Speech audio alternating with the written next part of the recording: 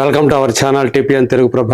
నేను మీ జర్నలిస్ట్ యజ్ఞమూర్తి. ఇప్పుడు మనం చూస్తున్నాం లావణ్య తర్వాత నువ్వే అని. లావణ్య ఎవరంటే లావణ్య త్రిపాఠి.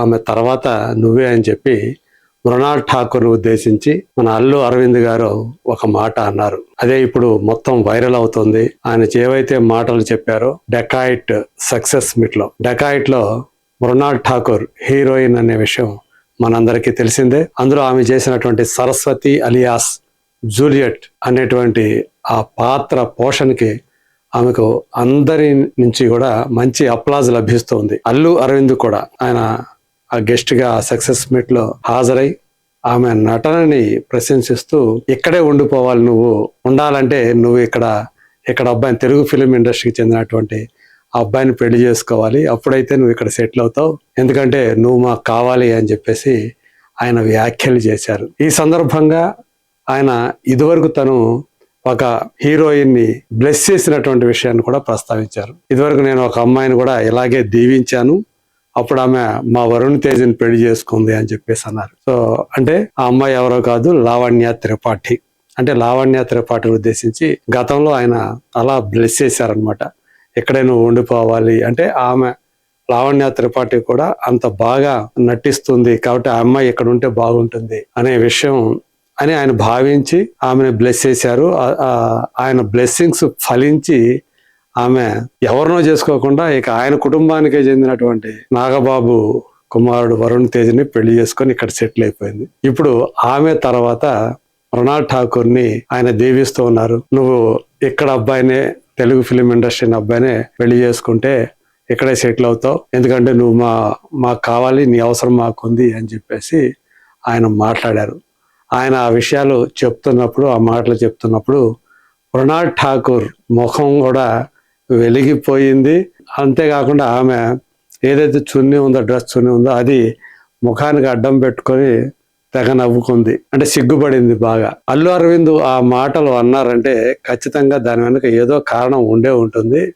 అది వరకు ఏదైతే లావణ్యని ఆయన అలా దీవించారు, ఎందుకంటే అప్పటికే ఆయనకి వరుణ్ తేజ్ లావణ్య వాళ్ళిద్దరూ కూడా ప్రేమలో ఉన్నారనే విషయం తెలుసు కాబట్టే ఆయన అప్పుడు దీవించారు లావణ్యని.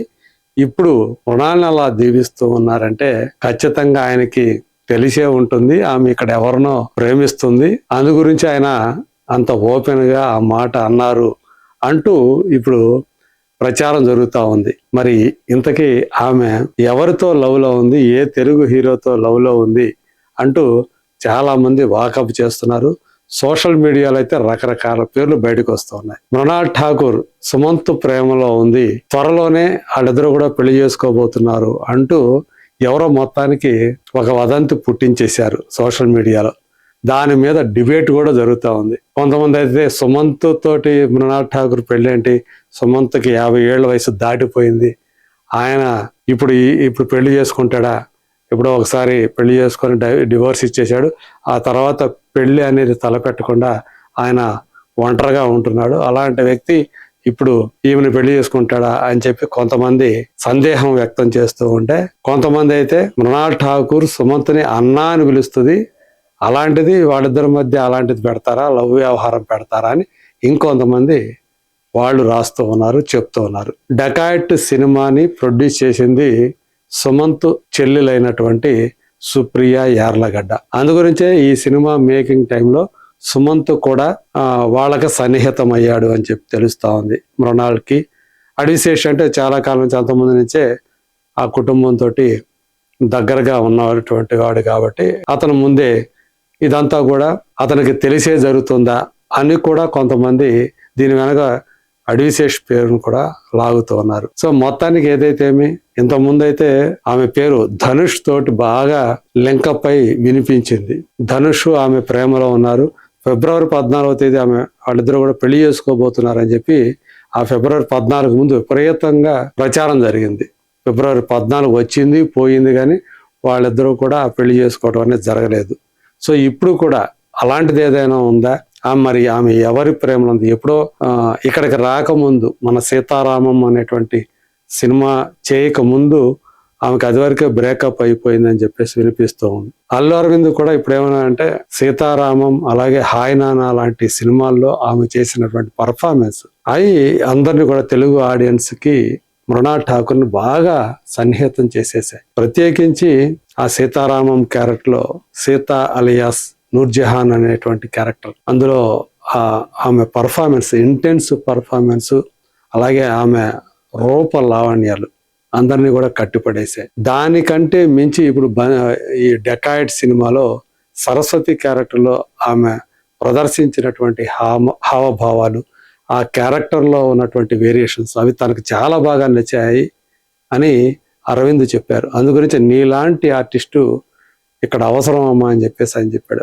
ఆయనే కాదు, డైరెక్టర్ నాగ్ అశ్విన్ కూడా అదే సక్సెస్ మీట్లో ఆయన కూడా, నాగ్ అశ్విన్ కూడా ఒక గెస్ట్గా ఆయన కూడా వచ్చాడు. సో నువ్వు స్మితా పాటిల్, మధుబాల, సో ఆ తరహా నటివి, నువ్వు ఏ సినిమాలు పడితే ఆ సినిమాలు చేయవాకమ్మా.